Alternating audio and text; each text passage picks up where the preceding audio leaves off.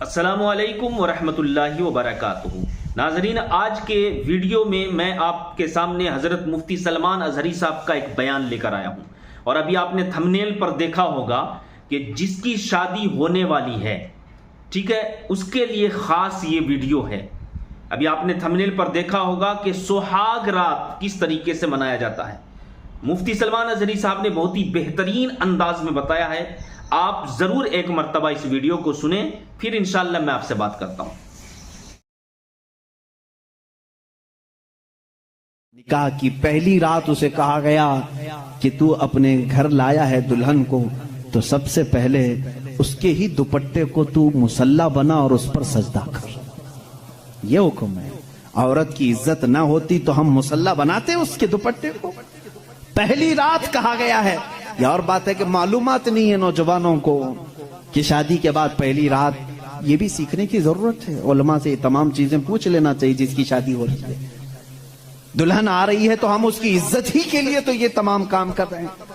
اور اس کے بعد حکم یہ دیا گیا کہ سب سے پہلے اس کے ساتھ بات چیت کی شروعات کرنے سے پہلے اس کی پیشانی پر ہاتھ رکھ کر اللہ کی بارگاہ میں یہ کہو، اے اللہ، اس کے اندر جتنی تو نے اچھائیاں رکھی ہیں وہ سب اچھائیاں مجھے عطا کر دے، اور جتنی اس کے اندر برائیاں ہیں ان تمام برائیوں سے مجھے تو بچا دے۔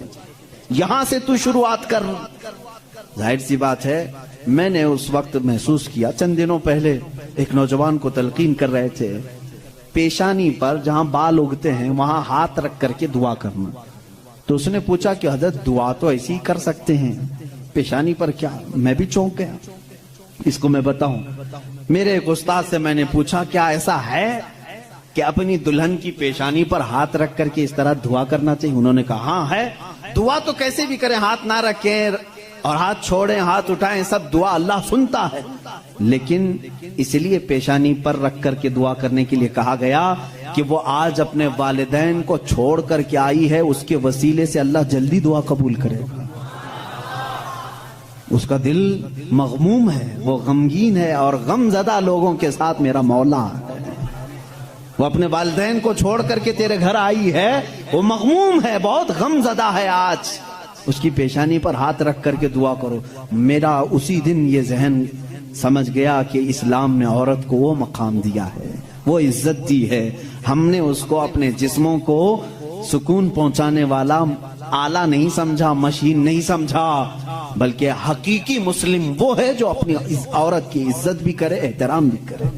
اللہ کے رسول صلی اللہ تعالی علیہ وسلم نے جو فرامین دیے ہیں، عزیزان گرامی وقات، یہ نکاح کے اس سسٹم کو بھی میں آپ کو بتاؤں۔ کچھ تو وہ ہیں جو یہ اسلام کے خلاف بھونک رہے ہیں کہ عورتوں کے اوپر زور زبردستی ہوتی ہے اسلام میں، اور دوسروں کی کیا بات کروں، ہمارے ہندوستان پر بیٹھا ہوا میں کیا بتاؤں، یہ بھی بڑی عورتوں کی ہاں پیڑت مہیلائیں ہیں، مسلم پیڑت مہیلائیں ہیں جو خود بیوی کو چھوڑ بیٹھا ہے۔ ساری مسلم عورتیں پیڑت ہیں، اللہ اکبر۔ وہ خود اپنی بیوی کو دیکھنے نہیں جا سکا، زندگی ختم ہونے آ گئی، بال سفید ہو گئے، پیڑت مہیلائیں ہیں مسلمان۔ ہاں، اگر اے مسلمانوں کوئی بھی ہم میں سے عورت پر زور زبردستی کرتا ہے، یاد رکھو میں تمہیں بتاؤں کہ قرآن کی قیامت کے دن اللہ جانوروں پر بھی اٹھائے ہوئے ہاتھ کا فیصلہ لے گا۔ تو عورت کی بات تو دور کی ہے، عورت نے بلی کو باندھ رکھا تھا، بخاری شریف میں ہے، وہ مر گئی بلی، اور وہ عورت بہت عبادت گزار تھی، لیکن اللہ تعالیٰ نے فیصلہ فرمایا کہ اس عورت کو جہنم میں ڈالو۔ میری ایک مخلوق کو باندھ کر رکھی اس نے اور وہ مر گئی۔ ہمارا تو عقیدہ یہ ہے تم عورتوں پر اگر ظلم کرتے ہو تو تم ذمہ دار ہو، لیکن اسلام نہیں۔ اسلام وہ کامل دین ہے۔ یہ بیچارے کیا پڑھ پائیں گے جن کو کبھی ڈھنگ کی سپیلنگ نہیں آتی، کبھی یہ ایک ایسا ہوتا ہے کہ ڈمرو بجاؤ تو کوئی ناچتا ہے، اسی طرح سے کچھ لوگ پیچھے سے کچھ لکھ کر کے دیں، کچھ بیان کرنے کے لیے، تو کچھ لوگ کہہ جاتے ہیں، ان کو خود نالج نہیں ہوتی۔ ایسے ہی کچھ لوگ اسلام پر بھی بھونکتے ہیں۔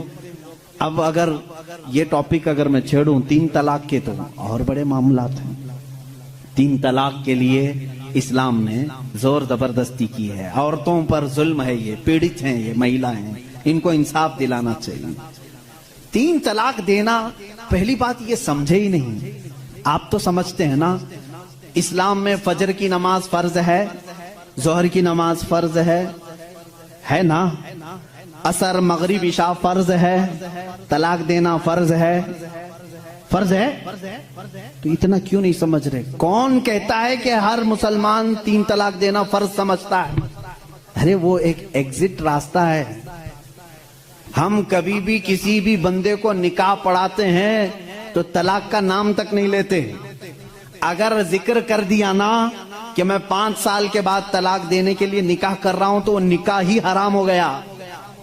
बल्कि मैं कहता हूं, अगर तुमने निकाह में ये कह दिया 80 साल के बाद मैं छोड़ दूंगा, या 80 साल का एक कॉन्ट्रैक्ट है मेरा, तो निकाह नहीं है वो निकाह नहीं, उसको मुता कहते हैं।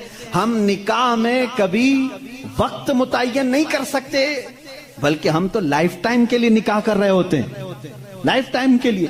लेकिन इंसानी जिंदगी में कई मामलात ऐसे आते हैं कि मिजाज नहीं जम सकता। जरूरी नहीं है कि हर आदमी का मिजाज दूसरे से जम जाए। कभी ऐसा हो गया तो उसके लिए ऑप्शन रखना चाहिए कि नहीं रखना चाहिए? उसके लिए ऑप्शन रखना चाहिए कि नहीं रखना चाहिए? अरे मियां, तुम किसी को गाड़ी में बिठा करके भेज रहे हो और उससे ये कहो कि चलना ही है, अगर वो पूछ ले गाड़ी के पहिए दोनों पंचर हो गए तो क्या करूं, कहा फिर भी चलना ही है, ये जुल्म है, ये ज्यादती है। उससे ये कहना चाहिए कि अगर गाड़ी के पहिए पंचर हो गए, टायर पंचर हो गए, तो करीब में गैरेज है, खोल करके बदलवा लो। माकूल बात है कि नहीं? अगर बीच रास्ते में नहीं, तुम पाबंदी लगा दे, नहीं टायर नहीं बदलना, पंचर हुई उसी से चलना, ये ज्यादती है कि नहीं? अब मैं आपको बताता हूं, 2 टायर लेकर के चले थे शादी के बाद, 2 टायर हैं और दोनों चल रहे हैं तो ठीक है, एक भी पंचर हुआ तो क्या करो? ये कहते नहीं, पंचर टायर के साथ ही चलो। अरे भाई, कहीं और गाड़ी गड्ढे में गिर जाएगी। हुक्म ये होना चाहिए कि अगर पंचर हो गया तो टायर चेंज कर सकते हो, तुम्हारे लिए ऑप्शन होना चाहिए। बस इस्लाम का तकाजा सिर्फ इतना ही है कि अगर किसी की जिंदगी में अनबन हो गई, नहीं बन पाई, तो उसके लिए एक ऑप्शन है कि औरत को, वो भी एक साथ 3 तलाक नहीं, उसको हराम करार दिया गया है। शरीयत में एक वक्त में 3 तलाक दे देना हराम है।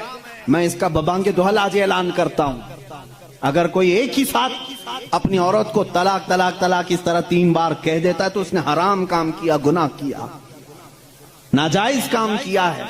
अगर छोड़ना भी है तो उसको इस्लाम ने तरीका बताया है। एक बार पहले बोलो, 1 महीने का टाइम दो, 1 महीने में भी फिर नहीं बनी तो दूसरी मर्तबा फिर 1 बोलो और 1 महीना छोड़ दो। 2 महीने का टाइम गुजर गया, अब फिर भी नहीं बन पा रही, तब फिर सबको बिठा करके कह दो, हमने 2 मर्तबा देख लिया, अब हमारी जिंदगी आगे चल नहीं पाती, तीसरी मर्तबा हम इसको खत्म करते हैं। ये तलाक का सही तरीका। क्या इसमें इस्लाम ने जुल्म किया? इस्लाम ने इसमें जुल्म किया? इसको ये ढिंडोरा पीट पीट करके लोगों को ऐसा बना करके रखें। बेचारे कुछ लोग अनपढ़ इनकी बातों में आ भी जाते हैं। अरे हमारा हिंदुस्तान तो ऐसा है कि बाहर कोई भी डमरू बजाए उसके इर्द गिर्द तो लोग खड़े हो ही जाते हैं। कोई भी गली कूचे में भी आकर के ढोल बजाता है तो कितना मजमा जमा होता है। पार्लियामेंट में बैठ करके अगर बजाए तो क्यों नहीं सुनेंगे लोग? सुनेंगे लोग। हमारी पब्लिक है, बहुत मैच्योर पब्लिक है। अजीजान गिरामी, यहां पर मैं आपको इस्लाम की वो खुसूसियात अर्ज कर रहा हूं जिसमें इस्लाम ने कहीं पर अपने पैरोकारों पर जुल्म नहीं किया, बल्कि इसका हर हुक्म फितरत के ऐन मुताबिक है। अब कुछ लोग वो हैं जो संन्यास लेने को कहते हैं, नहीं, औरत को छूना भी नहीं चाहिए, पूरी जिंदगी भर ऐसे ही रहना चाहिए, उसके भी हम खिलाफ हैं। नहीं, इस्लाम इस चीज का खिलाफ है कि तुम उसके अंदर की चाहत और उसके अंदर के सुकून लेने के जरिए को बंद कर रहे हो। तो नाजरीन, अभी आपने पूरे वीडियो को गौर से सुन लिया, समझ में आ गया होगा कि मुफ्ती सलमान अजहरी साहब ने किस तरीके से, किस अंदाज से बताया कि सुहाग रात जो होता है इस्लामिक तरीका क्या है। यानी कि इस्लामिक तरीके से अगर किया जाए ना तो इंशाअल्लाह उससे क्या होता है, उससे सवाब भी मिलता है। तो नाजरीन, اس ویڈیو کو آپ صدقہ جاریہ سمجھ کر لوگوں تک شیئر کریں اور چینل میں پہلی بار آئیں تو چینل کو ضرور سبسکرائب کریں۔ السلام علیکم ورحمۃ اللہ وبرکاتہ۔